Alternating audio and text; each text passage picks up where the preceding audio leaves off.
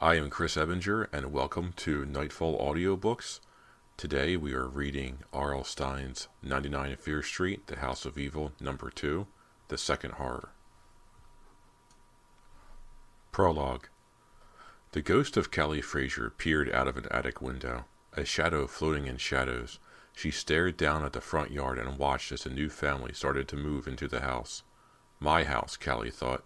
99 Fear Street. The house where I lived and where I died. You will be sorry, Callie's ghost murmured bitterly. I promise you will be sorry. No one heard Callie's bitter promise. That didn't matter. She would make it come true. Watching a new family, a teenage boy and his parents, Callie thought of her own family. Gone. Vanished. They abandoned me here, Callie thought without sadness. Her anger didn't allow for sadness. The evil drove them away. As she had every day since they left, Callie thought about the house that had become her tomb.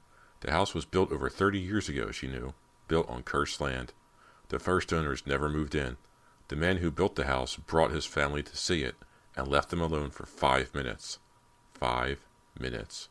When he returned, his wife and children were dead, their heads ripped from their bodies. He hanged himself 1 month later, here, in this house. For 30 years, no one would live here. Then my family moved in and became victims of the evil. My little brother James and his puppy, lost forever, lost somewhere in the walls of this house. My father, blinded by a thick cloud of evil. My mother and Cody, my twin sister, all driven away by the evil. But I'm still here, the ghost of Callie thought. The evil would not let me go. The evil is inside me.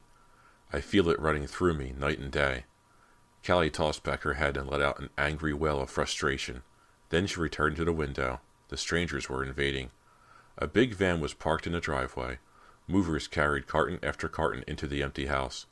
The husband and wife stood watching with their arms around each other.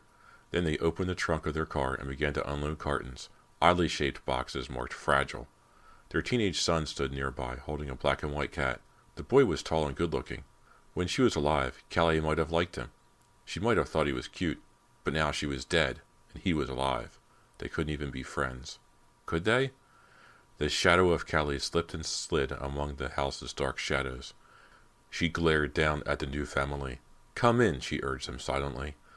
Come in, I'm waiting for you here.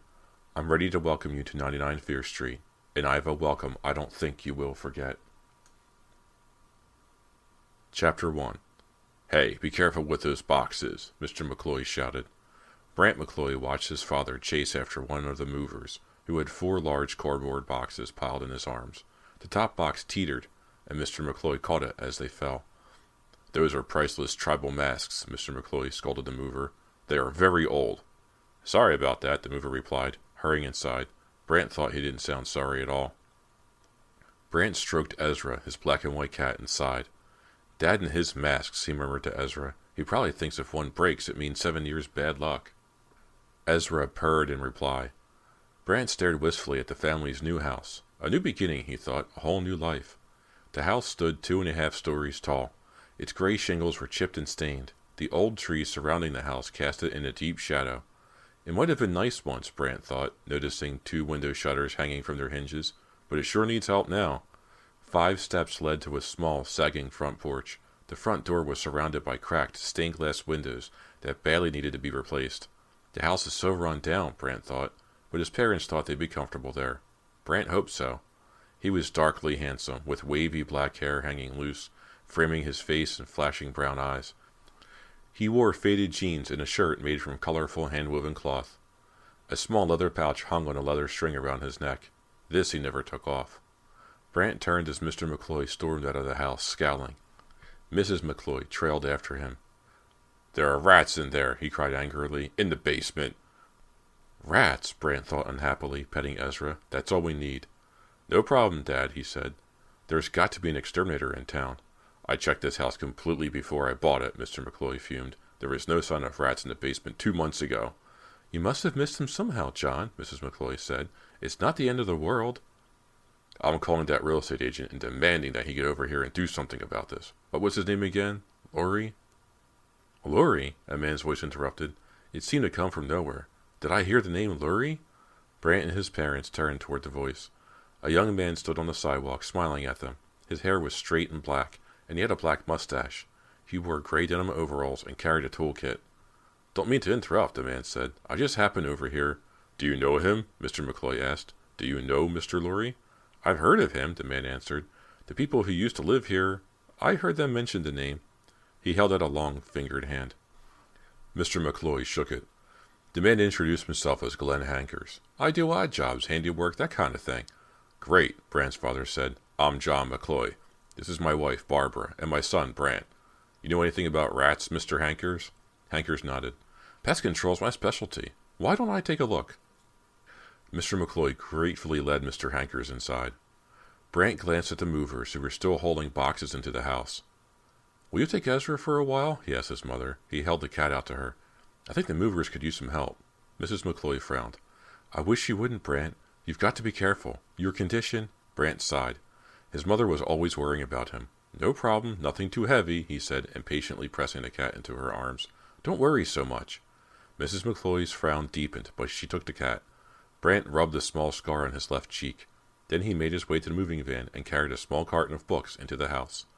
After 2 or 3 trips, he heard his father calling to him from the living room. "Hey, Brant, I could use some help in here." Brant set a box of books on the floor of the hall and walked into the living room. "Mr. Hankers says he can get rid of the rats in no time," Mr. McCloy said. "I guess I overreacted a bit." Brant's father sat on the living room floor among the dozen cardboard boxes, carefully unwrapping his tribal relics. One by one, he peeled away the newspaper wrappers to reveal ancient spears and delicately carved, boldly painted masks, most of them twisted into frightened or cruel expressions. Next, he pulled out reed pipes that had been used for blowing darts. The darts were made of silver and honed to razor-sharp points. "I want to get these things up on the wall before we do anything else," Brant's father said. "It will guarantee we'll have good luck in our new home." "You don't really believe that, do you, Dad?" Brant asked, opening one of the boxes. "You never know, Brant," his father answered. "It can't hurt, can it?" "I guess not," Brant replied. He heard his mother walk into the house and pick up the box of books he left on the floor. Ezra wandered into the room and rubbed against Brant's leg. Mr. McCloy nailed a hook into the wall. Brant held up a spear. It was long and straight with a sharp bronze point. Brant's father stepped aside as Brant began to hang the spear on the hook. Suddenly, Brant felt a sharp tug. "Hey, what's happening?" The spear seemed to jump out of his hand. Point down, it plunged to the floor. A yowl of pain shattered the silence. Brant gazed down and cried out in horror. "Ezra!" he screamed. Chapter 2. The cat uttered a feeble groan. The spear had pierced all the way through his furry body. Bright red blood puddled onto the floor. Its eyes wild, the cat frantically squirmed and jerked, but it couldn't free itself. "Ezra!" Brant dropped onto his knees beside the twitching cat. "Don't touch him, Brant," his father instructed. "Get the phone. Try to reach a vet." His heart in his throat, Brant raced for the telephone. "At least Ezra didn't suffer too long," Mr. McCloy assured them at the dinner table that evening. The vet said the pain probably only lasted a few seconds. "And Ezra was getting old, Brant," his mother added. "He wouldn't have lived more than a year or 2 longer anyway."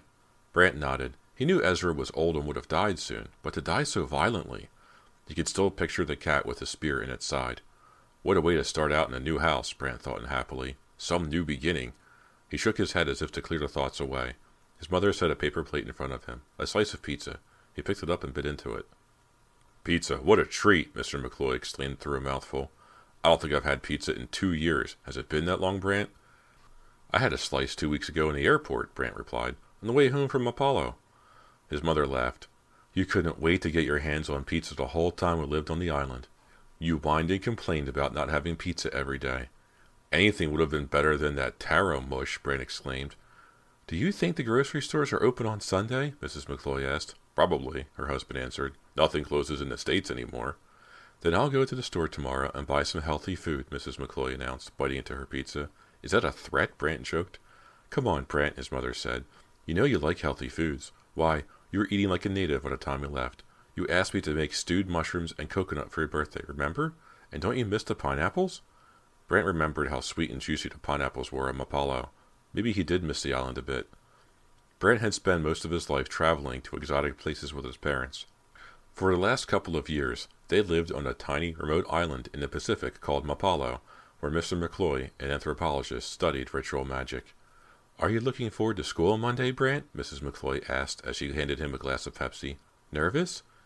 It was the middle of October. Brant hadn't been to school yet. Why should I be nervous? He replied. After Mapalo, high school should be a breeze. I think you'll enjoy it, Mr. McCloy said, wiping cheese off his chin with a paper napkin. Your mother was right. You do need a couple of years of normal American life after all the traveling we've done. And I think you'll like it, Mrs. McCloy suggested. Think of it as another anthropology project. The rituals of American high school students. Everyone laughed. When the time came to leave Mapalo, Mrs. McCloy said she wanted Brant to live in America for a few years, and Mr. McCloy agreed.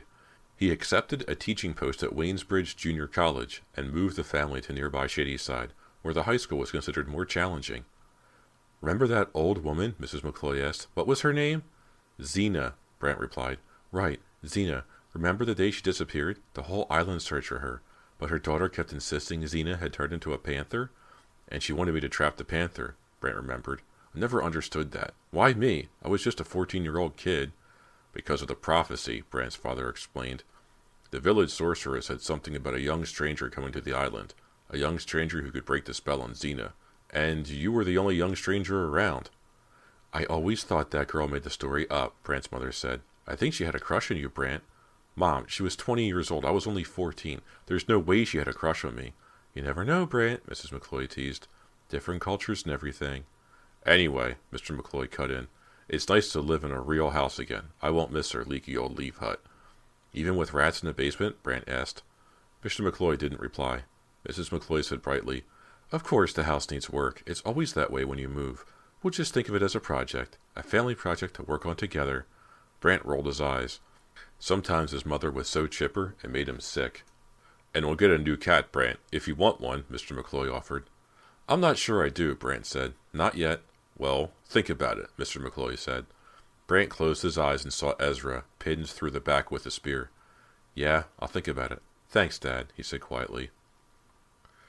Brant rolled over in bed. Ezra usually slept beside him. Instinctively, Brant reached out to pet him. His hand landed on the cool cotton sheet. I can't believe the poor guy is dead, Brant thought.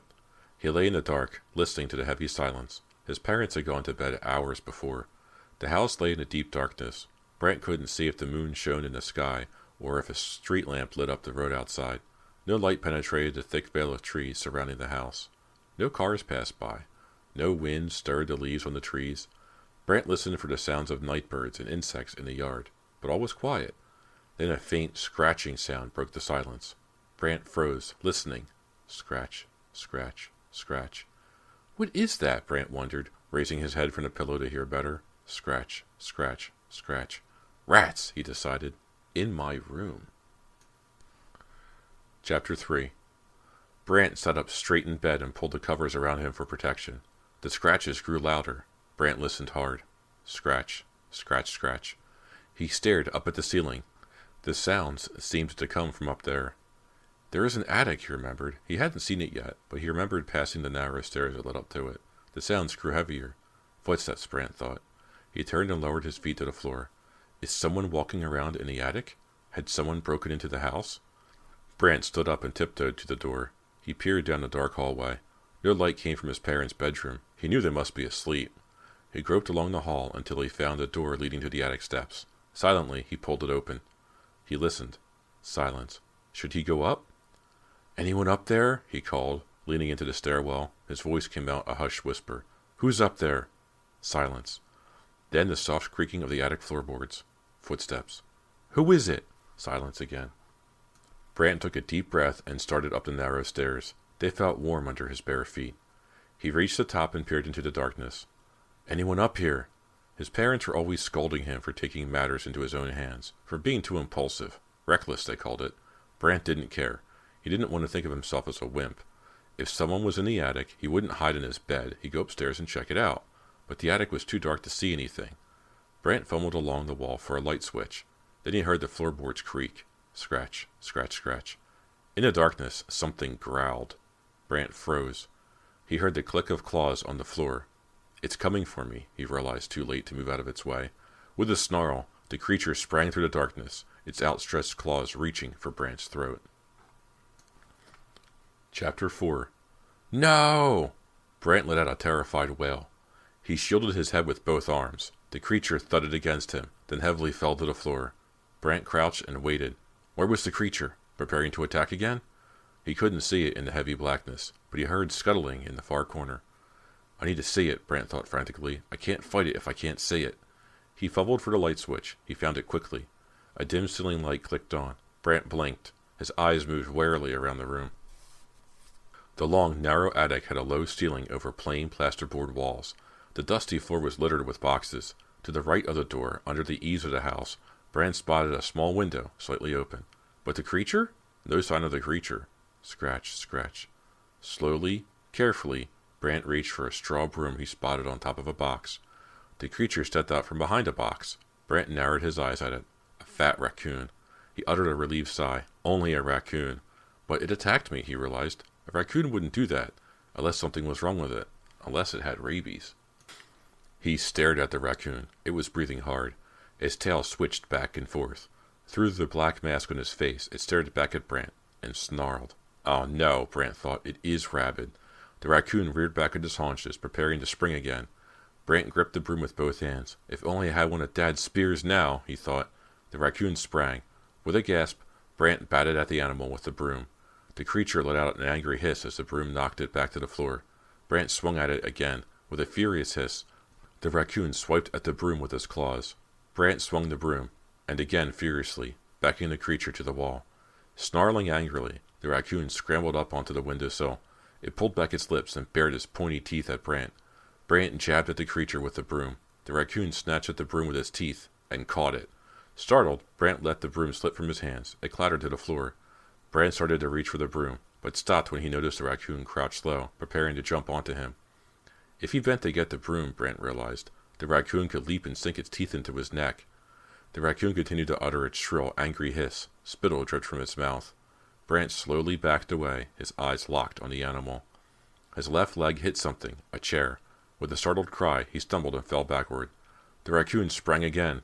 Brant jerked himself up. He grabbed the chair by the legs, lifted it, and jabbed it at the spitting animal. The raccoon retreated to the windowsill again. With a loud, angry shout, Brant heaved the chair at it. The chair slammed against the wall. The creature dived out the window. Brant lunged for the window, grabbed it by the top of the frame, slid it shut, and locked it. Struggling to catch his breath, Brant gazed blankly around the attic.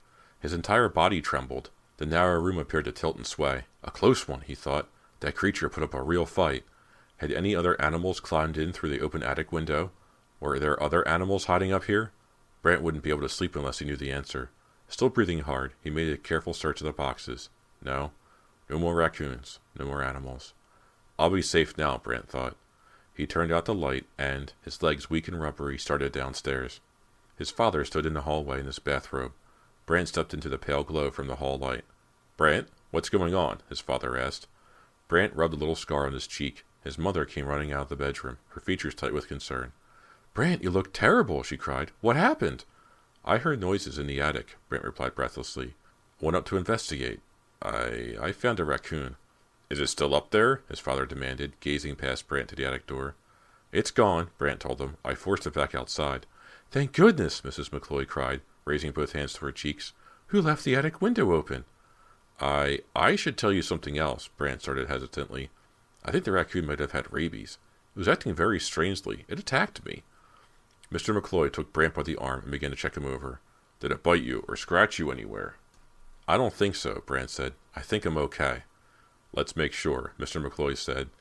He led Brant into his room and made him stand under the light. Brant's parents carefully checked his arms, his throat and face, his chest. I don't see any marks, Mr. McCloy announced with a sigh of relief. But you've got to be more careful, Brant, his mother said. What did you think you were doing? You shouldn't be up there by yourself trying to fight a rabid raccoon. Your condition, Brant, his father reminded him. How could I forget, Brant thought bitterly, but he kept the thought to himself. Callie's ghost watched Brant make his way back to his bedroom. Invisible, she floated in the doorway as he slid into bed, pulling the covers up to his chin. Nice going, Brant, Callie thought, a scornful smile playing over her lips. I wish I could tell you how much I enjoyed your big scene in the attic just now, but I'm not quite yet ready to reveal myself to you. I will soon, though. I will. You are turning out to be very entertaining, Brant. I enjoyed watching you fight that raccoon. I haven't had so much fun in ages. You're so cute looking when you're scared, Brant. I like the way your big brown eyes flash, and the way your jaw sticks out when you clench your teeth. Cute. Real cute. Callie watched Brant roll onto his side. Can't get to sleep, huh? She thought. Still thinking about your narrow escape? Well, you don't have to worry about getting rabies, Brant. That raccoon didn't have rabies. There's another reason that it acted so strangely. There's something else that made it act viciously. The evil, Brant. The evil in this house. But there will be time to discover that. Plenty of time. Better get your sleep, Brant. Better rest up, Callie told him silently, because I have lots of excitement in store for you. You and I are going to be really good friends.